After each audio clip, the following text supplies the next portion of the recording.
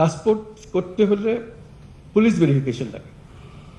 আমি জিজ্ঞেস করতে আরম্ভ করলাম, অনেকেও হয়তো আগেও করেছে, কারণটা কি? পাসপোর্ট তো আমার নাগরিক অধিকারের একটা অধিকার। আমি চোর না ডাকাত না কি সেটা ভিন্নভাবে পুলিশ আমার বিচার করবে, কিন্তু আমাকে যে জন্ম সনদ দিয়েছেন সেটাও কোনো পুলিশ ভেরিফিকেশন দিয়ে করেননি। আমাকে এনআইডি দিয়েছেন, সেটাও কোনো পুলিশ ভেরিফিকেশনের জন্য অপেক্ষা করতে হয় না, নাগরিক হিসাবে পেয়েছি, এই দেশের নাগরিক। পাসপোর্টও এই দেশের নাগরিকের একটা পরিচয়পত্র, এখানে পুলিশ ভেরিফিকেশন কোনো লাগবে না। আমরা আইন করে দিয়েছি যে এখন থেকে পুলিশ ভেরিফিকেশন লাগবে না। সে কথাটা গ্রামে গঞ্জে গিয়েছে,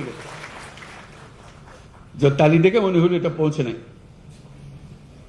পৌঁছতে তো এটা হ্যাঁ আমরা জানি, তো এটা আবার বলার দরকার কি? আমার বলার কারণে তালি দেওয়ার অর্থ হলো যে সুন্দর কাজ হয়েছে, তো তার মানে এই কথা মানে পৌঁছে নাই। অথচ আমরা এখানে সিদ্ধান্ত নিয়ে বসে আছি বেশ কিছুদিন আগে। এই যে দূরত্ব, এটাও যেন না থাকে, এগুলোর কোনো কারণ নেই। বিনা কারণে মানুষ হয়রানি করা, হয়রানি করাটাই যেন আমাদের ধর্ম। সরকার মানেই মানুষকে হয়রানি করা, এটার থেকে উল্টে দেওয়া। সরকার ভিন্ন জিনিস, আপনার অধিকারগুলো আপনার দরজায় পৌঁছিয়ে দেওয়া আমাদের কাজ। এটাই যেন আমরা স্মরণ রাখি।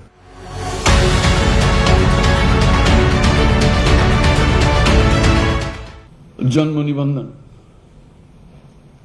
এটার কোনো মা বাবা আছে বলে আমার মনে হয় না। নিয়ম আছে কিন্তু মা বাপ নাই। আমি মধ্য বয়সে কিংবা শেষ বয়সে কোথাও যেতেছে, একটা পাসপোর্ট দরকার, পাসপোর্ট করা হয়নি, জন্ম নিবন্ধন নাই বলে জন্ম নিবন্ধন লাগবে। আমার আমলে জন্ম নিবন্ধন কে করতো জানিও না, ইত্যাদি ইত্যাদি। কিন্তু পাওয়া যায়, পয়সা দিলে ঠিকই চলে আসে। পয়সা দিলে যখন ঠিকই চলে আসে, তাহলে পয়সা না দিলেও আসার কথা। এই সিস্টেমটা আমরা করতে পারছি না কেন? এটা তো একজন নাগরিকের অবশ্য প্রাপ্য, আমার জন্ম সনদ। সরকার ব্যবস্থা করতে পারে নাই বলে অজুহাত দিয়ে তো চলবে না, নিশ্চয়ই ব্যবস্থা আছে, কিছু একটা করতে হবে। ওই যে বললাম,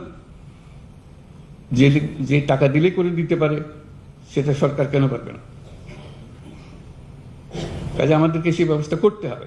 জন্ম সনদ তার প্রাপ্য যে কোনো সময় যে বয়সে চায় তাকে দেবার ব্যবস্থা করতে হবে। কি করতে হবে? ওই যে বললাম, সৃজনশীল হতে হবে, এটা থেকে আমরা নিয়ম বের করতে হবে। কারণ ওইটার উপরেই সমস্ত কিছু নির্ভর। সেই জন্মসূত্রে আমি বাংলাদেশি, এটার একটা প্রমাণ, দালিলিক প্রমাণ। এই দলিল দিয়ে আমি ভবিষ্যতে যা কিছু করি। ওইটা না হলে এনআইডি পাওয়া যাচ্ছে না, এনআইডি না হলে পাসপোর্ট পাওয়া যাচ্ছে না, সব আটকে গেল সবকিছু। আমরা বলছি যে এটা সবার একই সঙ্গে তার সমস্ত কিছু হতে হবে।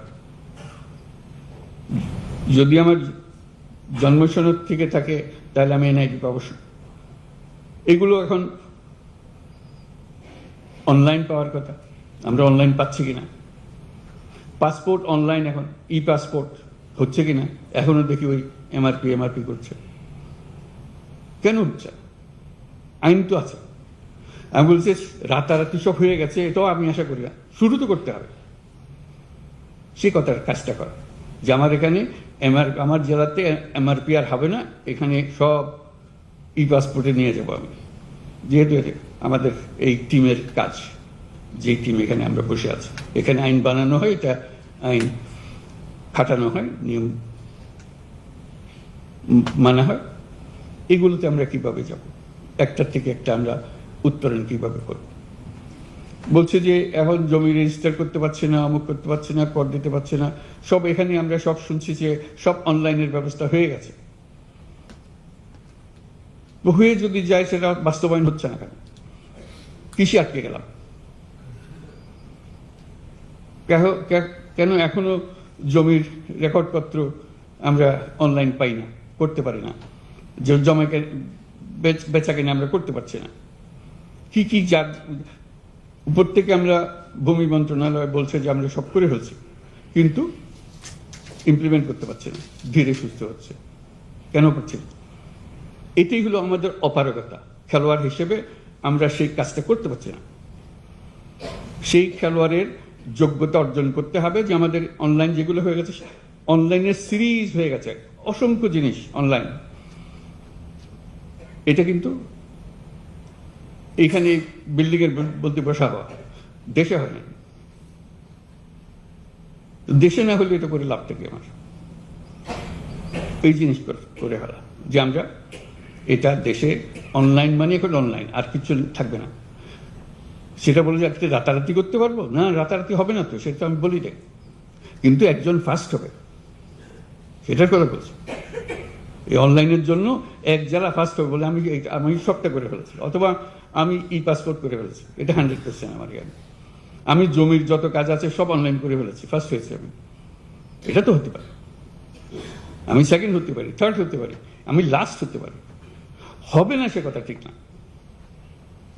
যাদের মধ্যে হয়েছে তারা কে কোন স্তরে আছে, এটাতে আমার যোগ্যতা, আমার কৃতিত্ব।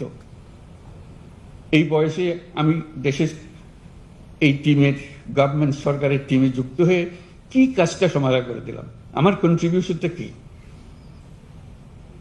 একটা হলো ঠিক আছে আমি করে ফেলেছি, তাদের বুঝ দেওয়া দরকার, বুঝ দিয়ে দিয়েছি, সেটা এক জিনিস। একটা হলো আমি কি করেছি বুঝ দেওয়ার বাইরে, যেটা আমার থেকে হোক, সে আমিটাকে আবিষ্কার করা, অর্জন করা, সেই জিনিসগুলো না, সেগুলো হলো চ্যালেঞ্জ, সেগুলো হলো আজকে সেই সুযোগ। এখানে কারো রক্তচক্ষুর কারণে, কারো ধমকের কারণে কোনো কাজ করার প্রয়োজন নাই, অন্তত এই সময়টুকুতে। আমি নিজের মতো করে যে